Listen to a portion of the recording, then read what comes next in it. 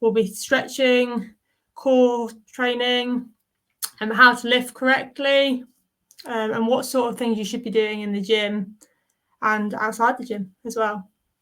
So we're going to do it similarly to last time. We'll have a break halfway through for questions. So if you have any questions, feel free to type them in the chat ahead of time, just so that they're there for when we want to answer the questions. And we'll be using a PowerPoint again. So I'll just head over to our PowerPoint now.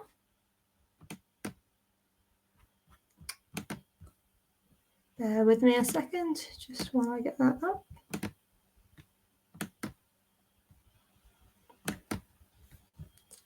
I don't know why. Sorry, it's just having a moment. There we go. So can you all see this okay? Perfect. So we'll be doing strength and conditioning, as I said earlier. The first thing, what is strength and conditioning? So here we've got the dictionary definition for what is strength and conditioning. The selection of and development of dynamic static exercises used to improve physical performance. But what does that mean? Well, strength and conditioning is choosing the right exercises to ensure that you improve the right muscle groups. So there's no point working on your arms when you're trying to improve your legs. So strength and conditioning is using a combined amount of exercises that develop different areas to improve overall strength, as well as stability in the muscles. And why is it important? S&C reduces injury risk. It does this by strengthening not just the muscles that you're using, but also the ligaments and tendons around your joints. So it'll reduce risks of injuries, and it'll also help with flexibility, which again will help reduce the risk of injuries. It also helps you develop a higher level of strength in the specific muscle groups, which obviously strength and conditioning, that's what you first think about. It also increases your peak power, because that strength can then be transferred into your power, and also improves mobility. As I said about the flexibility, especially from things like stretching, it'll help improve your mobility. And this improved mobility will allow you to do things like get into a more aerodynamic position without compromising as much on power. So that's really useful, especially in cycling. How often should we do S&C? This is a question that we get asked quite a lot, and it definitely varies depending on workload. You'll tend to do a bit more in the winter because you've got more time as well, and you can get away with being a bit more fatigued, whereas during the season you really don't want to be putting any more stress on your body than you necessarily need to. And we usually say about 2 to 3 times a week. 2 mainly, 3 if you're having a really big build in the gym. But the main thing about how often you do your S&C training is making sure that it doesn't compromise your on-bike training. Because there's no point spending loads of time in the gym if your on-bike training is then not going to be up to scratch and you're not going to be seeing the on-bike improvements. Some studies have suggested that it can be quite good to do a double day with the gym. And you'll see this quite frequently because, for example, you do a strength session in the morning in the gym, and then you go out on the bike in the afternoon. And what this is supposed to do is it sort of helps your muscles identify that you're wanting to use that strength in that sort of way. So it helps to bridge the gap between the lifting technique and then using that in the cycling motion. Also, consistency is key. There's 4 to 6 weeks. It takes 4 to 6 weeks for you to see any improvements. If you've not lifted at all, you might see the improvements quite quickly in your lifting and in your strength. But to keep that consistency improving over time, you really need to be consistent. Otherwise, you won't be able to maintain that strength. So keeping the S&C program going all year round is really, really helpful. Warming up. It's really important to warm up because you don't want injuries. That's the main reason you warm up, to reduce your risk of injury, because it helps your muscles then warm up. And with the muscle temperature increasing, it relaxes the muscles and allows them to be a bit more flexible. So an example of how you'd warm up would just be a simple go for a little jog before you do your gym session on the treadmill, or you could sit on the watt bike or on a turbo before you do your gym session, just to make sure that your muscles are fully warmed up and you're less likely to pull a muscle or injure yourself when you start lifting. Reps and sets. So reps and sets are really important. Reps are repetitions, so how many times you do the exercise, and then sets are how many times you repeat that block, if that makes sense. So it depends on your discipline to how many reps and sets you want to do. If you're a sprint athlete, especially on the track or things like that, where you're only on the track for a short period of time, so you only really need that power to be put out over a short period of time, you'll have a lower rep range and higher sets. So you do 4 sets of 6 reps, but your weight would be slightly higher, and that would help develop that short-term power. But for an endurance athlete, you're looking at a higher rep range and lower sets. So you do 3 sets of 8 to 12 reps. This will help with your muscular endurance. So that would help you be able to keep going. Rather than your specific high-end strength, it's more of a continual effort. So it means that you'll last longer before you fatigue. Load. So this one again, usually people will measure their load or figure out their load by using a percentage of their 1 rep max. So the 1 rep max is the maximum amount that you can lift for 1 repetition. But obviously, to find your 1 rep max, it can be a really high injury risk. And especially for younger riders, it's really not very good because you're still developing, so it can heighten that injury risk even more. So an easier way to figure out your load is you want to find a load that for the last 2 reps of your set, you are struggling. You can still achieve the set and you can still do the number of reps that you want to do, but you are really struggling for those last 2 reps. And that's sort of how you base it without having to do a 1 rep max and potentially overstraining yourself. Machines or free weights? This is a question that I commonly get asked, but both are good, but for different purposes. So machines, you can use a higher load because the machine basically stabilizes your muscle for you. It restricts the weight so it can only move in a certain direction. And then this means that you can target a specific muscle group. So you can, again, load it higher. So if you're focusing on pure strength, that's a really, really good way to do it. But free weights, I personally use a lot of free weights in my own gym sessions because it helps with the stability as well. And obviously when you're on your bike, you want to be stabilized, have stable muscles, because then you reduce the amount of energy that's wasted through extra movement that you don't really need. And also it reduces your injury risk because your muscles will be stable. So the free weights, as I said, help stability, but they also target all the little stabilizing muscles around the main muscle that you're using. So it will give you a better overall strength rather than just the specific muscle, if that makes sense. So we can also think about the type of muscle contraction you're doing. So isometric muscle contractions, when the muscle length remains the same, this is usually used for stabilizing. So imagine if you were stood on a plate that was moving, like, have you seen those like half exercise balls? And if you stand on those, you have to you don't actually lift a weight as such, but you're having to stabilize yourself. And that is an isometric muscle contraction because your muscle isn't moving, but it is still contracting. Another example of this is if you were to push your hand against a wall, that's an isometric muscle contraction because you're not moving that wall, but you can still feel the contraction because you are putting that effort through the muscle.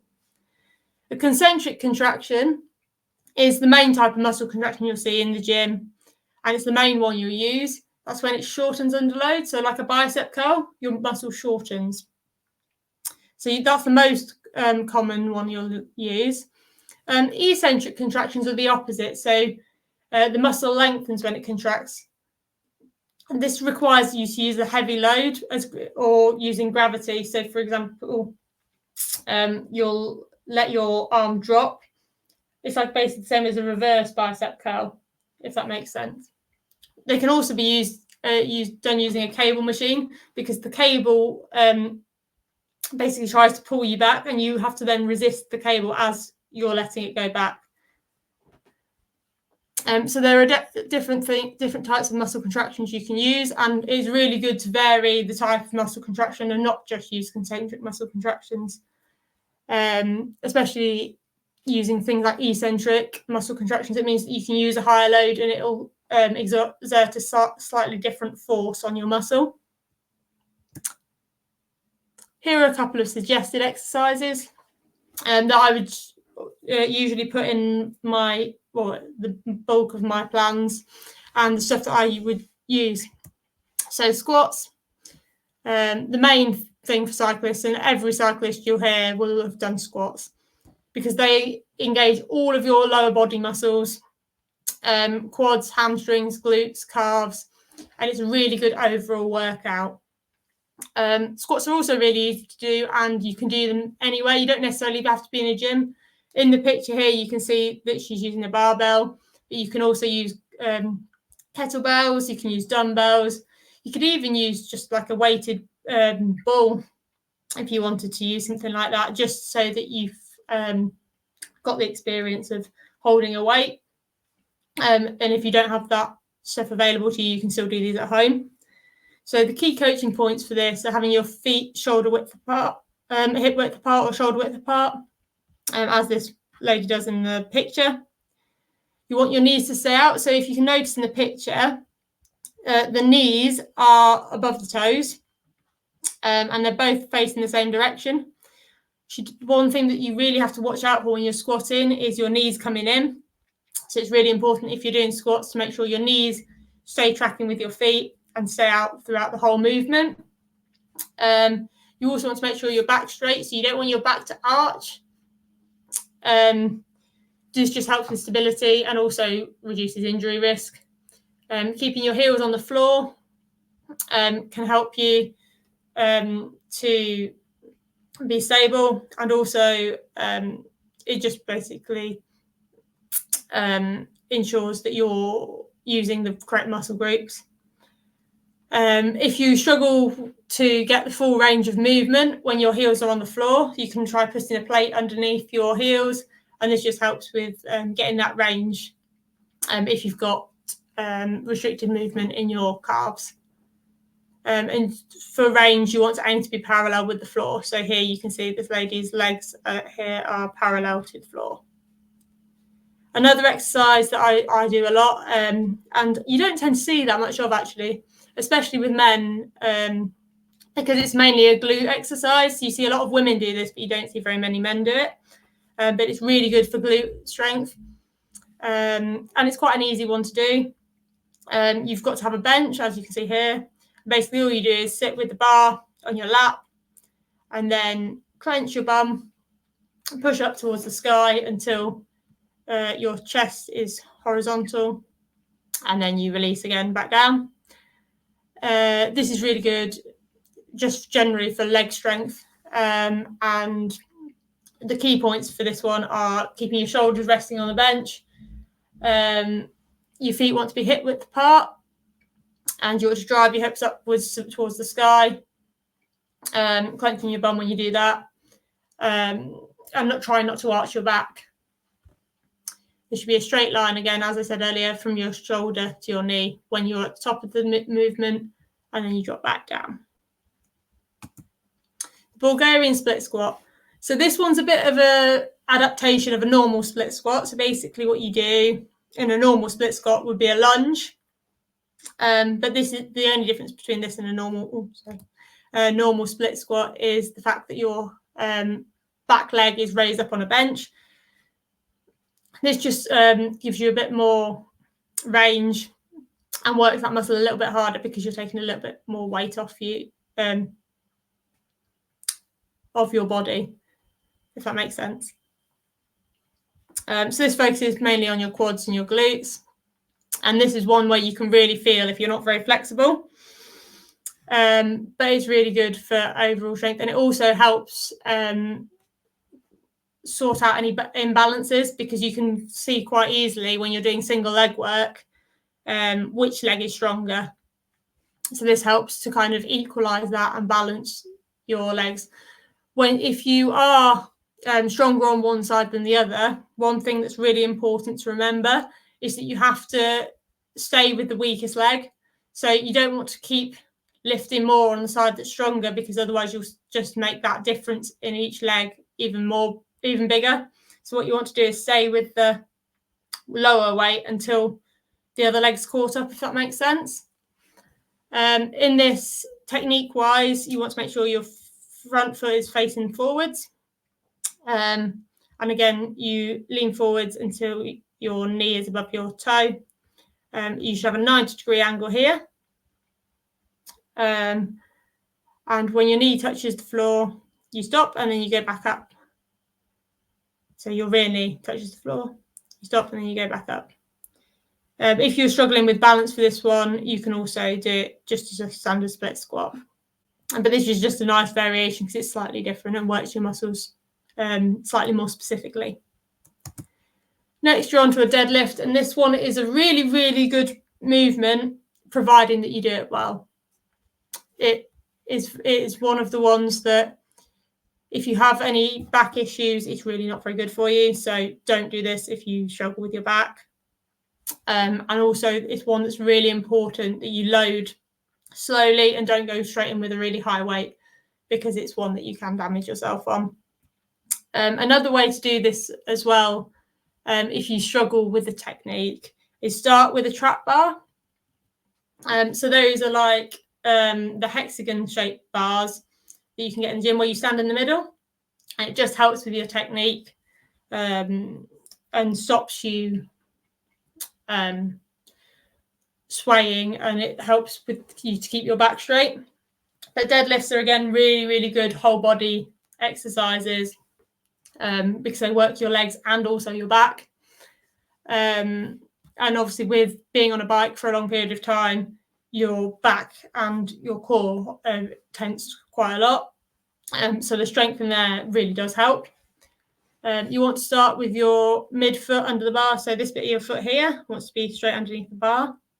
You want to keep your back straight, and you want the bar here to stay in line with your shin all the way up to your knee.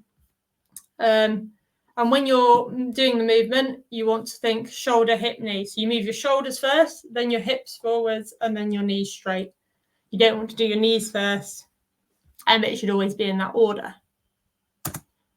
Isometric neck exercises are a really interesting one, and I only came across these fairly recently, and they seem really strange.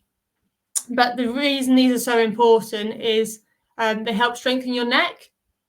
And if you have a strong neck, it reduces the impact of concussion. And with cycling, obviously, head injuries are quite common. And they're one thing that you really do want to avoid. So by strengthening your neck, this helps reduce the risk of concussion. It won't stop it, but it will help you be better equipped to deal with it. So in this one, basically what you have to do is put your hand in front of your head and then push your hand into your your head into your palm. And it feels really, really strange, and you feel really, really stupid doing it. But you can feel all the way down your neck the stress that you're having to put through the muscles to resist that. And you can also do it sideways. So you push sideways, try and push your head sideways. And then same backwards, and same to the other side. And you want to do it all directions, because then it strengthens your neck muscles in all directions. And it just means that your head's less likely to flop if it hits the floor. So it's less likely to shake your brain about and give you a concussion. But this one's a really useful one, and it's a really easy one. You don't need to be at a gym. You could literally do this every day as you wake up or before you go to bed. So this is a really, really good one, and it doesn't take 2 minutes to do. And then progression. So progression is really important because this is ways that you can make an exercise harder, but you don't necessarily have to increase the weight that you're lifting. So all of these ways are different ways that you can progress without increasing the weight. So the first one is slowing the speed down. So this means that you're doing the whole exercise slower because this increases the amount of time that your muscles are under load. So that means that they're working for longer and experiencing that weight for longer. So it makes it harder. You can also just change the pace of a part of the exercise. So for example, if you're doing a squat, you could go slowly down and then go up really quickly, and that will help build things like explosive power. So it can change what you work on, and it can also make a higher load harder or a lower load a lower load harder or a higher load easier, dependent on how you change the pace. Also reducing balance. So to reduce balance, you can move a point of contact from the floor. So usually that will be doing one-legged exercises, so like one-legged squats. You probably won't want to be doing these with a barbell, but if you've got a kettlebell or even unweighted for balance purposes, it's really good to do a single leg squat. It also will help you realize any imbalances and generally help with the stabilizing of the muscle and the joint. And 4, increase the range. So especially in squatting, you can increase the range of movement. So rather than just going to parallel, you can go with a lower weight, but you can go to below parallel. So your bum can get even closer to the floor. And this can help increase flexibility. And also it just allows you to improve your technique and make sure your technique's really good before you then increase the weight. So moving on to key lifting rules, as I was just saying, it's really important that your form is correct before you increase the weight. Form is most important, and it helps you ensure that what you're doing is gaining the most benefit. If your form's incorrect, you're probably not going to gain the benefit out of the session, and the weight is going to be irrelevant because your form's not allowing you to work the muscles properly. If you are lifting heavier, make sure you have someone to spot you. So spotting you is just when somebody comes and helps, if you don't already know what that is. So for example, if you're lifting a really, really heavy barbell, they'll just stand behind you with their hands ready to catch or to help you push the weight up if you're struggling on your last or second to last rep, just to ensure that you don't injure yourself. And 3, another really important one, don't lock your joints out.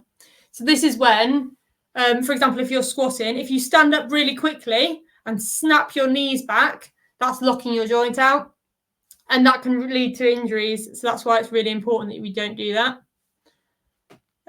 So we're going to stop for a second. I'm just going to stop sharing my screen and take any questions if anybody has any. Do we have any questions? Let's have a look.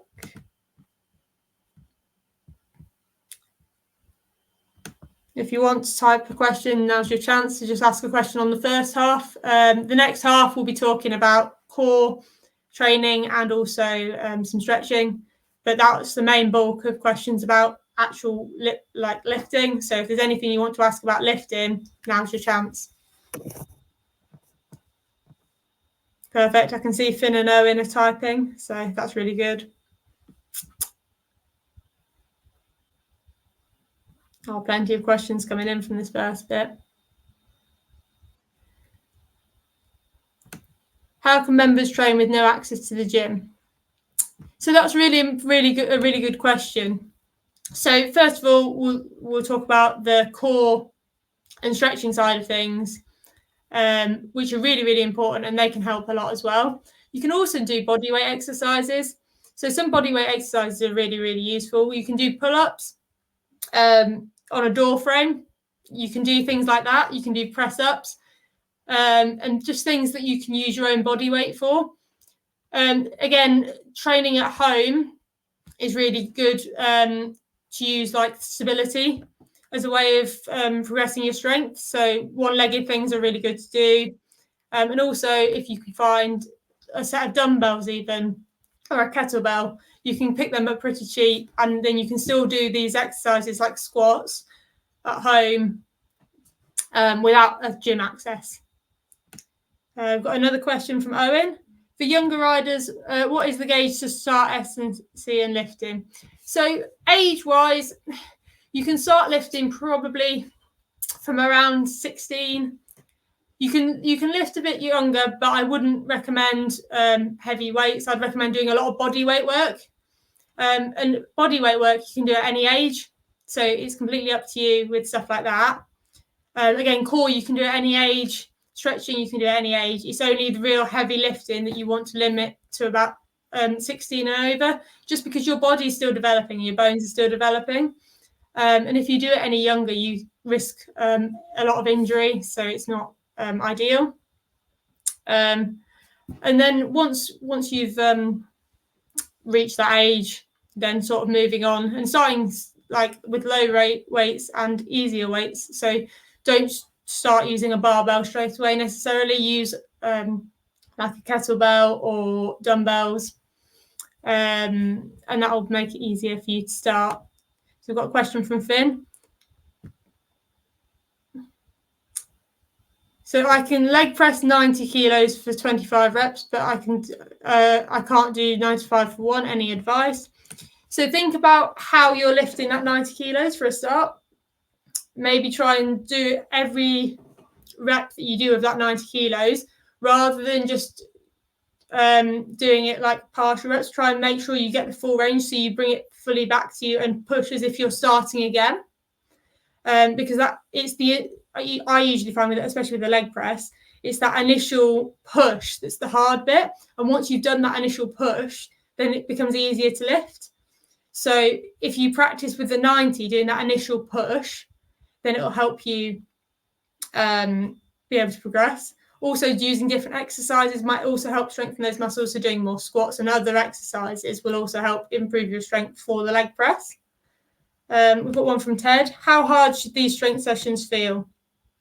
That's a really good question, and it's all quite relative, because they don't necessarily feel hard in the moment, but afterwards, like the next few days, you'll feel the DOMS, so delayed onset muscle soreness. So it'll be the next few days that you'll feel it. But again, a good way to gauge that you're doing the right amount of weight is looking at using a weight where you're struggling for those last two reps.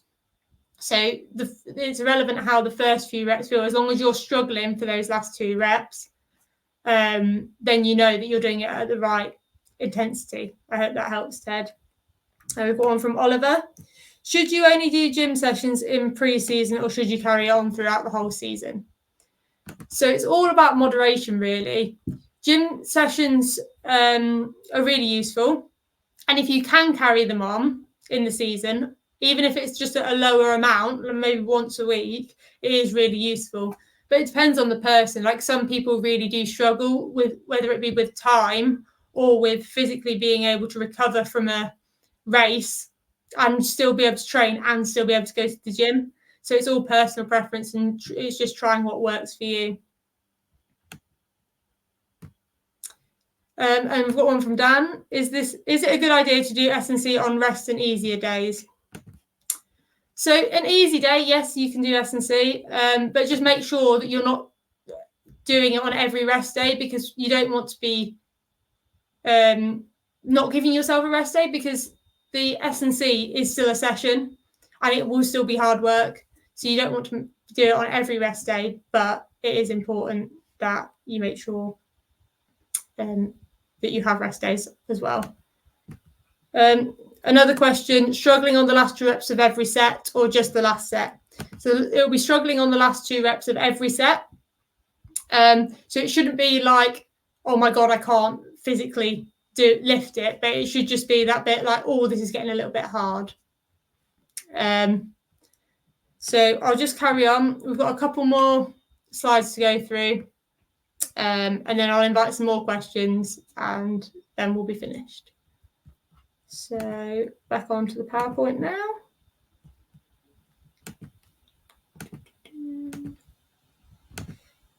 Right, here we go. So core strength, as I said earlier, this would be the next part. Why do we do it? So it helps with stability. This will help to keep your body stable on the bike.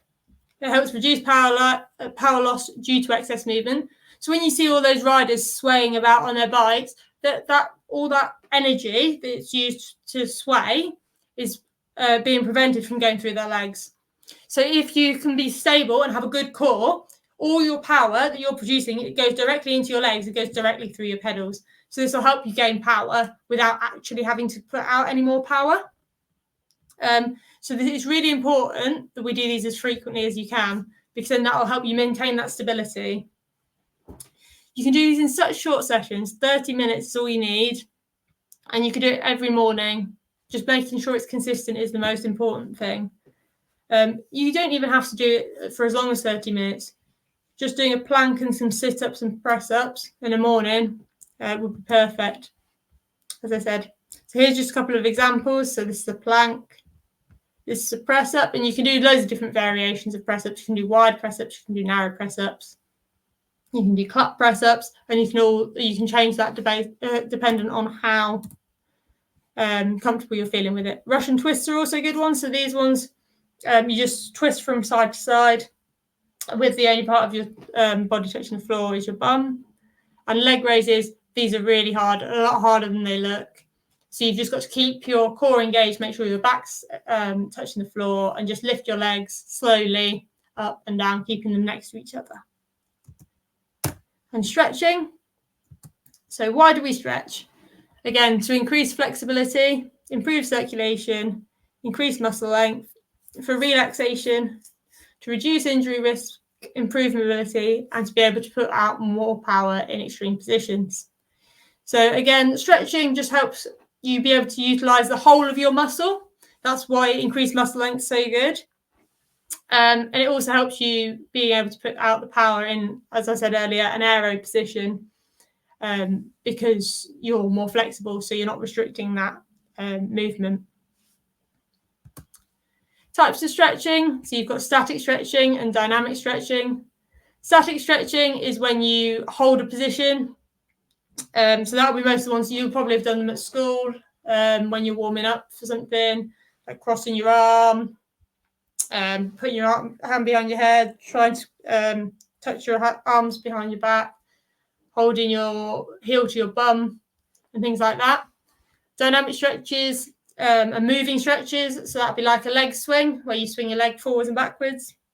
So you can use a mixture of these to stretch. It doesn't just have to be static stretches.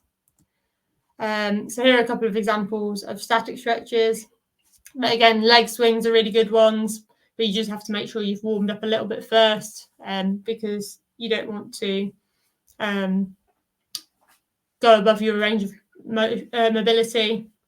And you can hold these for 15 to 30 seconds at the end of each session.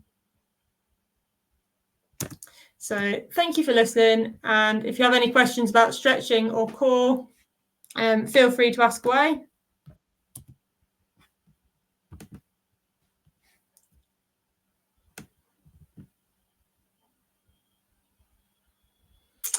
So stretching before a ride is all personal preference. There's mixed research with stretching, whether you should or shouldn't do it before an event. If you're used to doing it all the time before an event, there's no harm in stretching before an event, especially after your warm-up. Just don't stretch cold, because stretching cold can cause more damage than it can good. So it's more important for you to stretch after, for example, a gym session or after a training session, than before. Reese, does stretching improve performance? Again, there's mixed research into this, mixed results. But the idea of stretching isn't necessarily to improve performance directly, but it's to allow your muscle to work through its full range. If you don't stretch and your muscles get tight, it gives them less amount that they can move. And if it's not using the whole range, there's less power that can be put through it. So it helps you gain the most out of your muscles, it doesn't necessarily directly help improve performance. We've got another one from Harrison. Should you stretch every day? If you can, it's great to stretch all the time.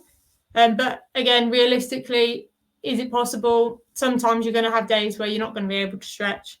But just make sure you've warmed up before you do your stretches is the main thing I'd say about stretching. Stretch as much as you can, but make sure you're warm before you do it. I can see a couple of other people typing. So get your last questions in before we wrap up. Perfect. Ben, after strength training, should I use protein, a reduced amount or not at all? We have a nutrition webinar in a couple of weeks, but I will answer this question now. Yes, definitely try and get protein in as soon as you can after you've done a strength session. 20 grams of protein is ideal because that's the maximum amount that your body can digest at once. But you don't have to necessarily do this in the form of a protein shake. You could have a protein-rich meal. So, for example, if you came off the turbo or if you came out of the gym and went straight and had some chicken and rice, that would also be fine. It doesn't necessarily have to be a protein shake for recovery. And lastly, we've got Oliver's question. What should you prioritise, a gym session or a ride on Zwift, for example? That's a good question, Oliver. For me, I think it's really important that you do your bike training first because at the end of the day, you're racing bikes.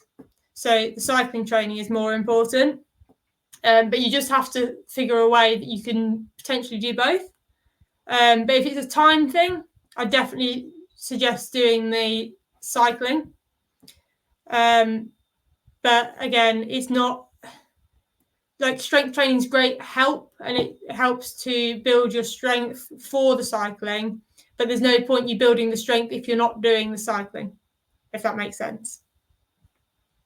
So I hope you've learned a lot today, guys, and our key take home points are it's really important that you've got your form before you increase your load. You want to make sure that you're doing your core sessions as much as you can. And you also want to make sure that you know what you're doing before you go into a training session, because there's no point turning up at the gym and going, I don't know what to do. So making sure you have a look into your exercises and know what you're doing. So thanks for joining us, guys. I'm going to stop the recording now. And if you do have any feedback or anything for me, we can talk through that after the recordings stop.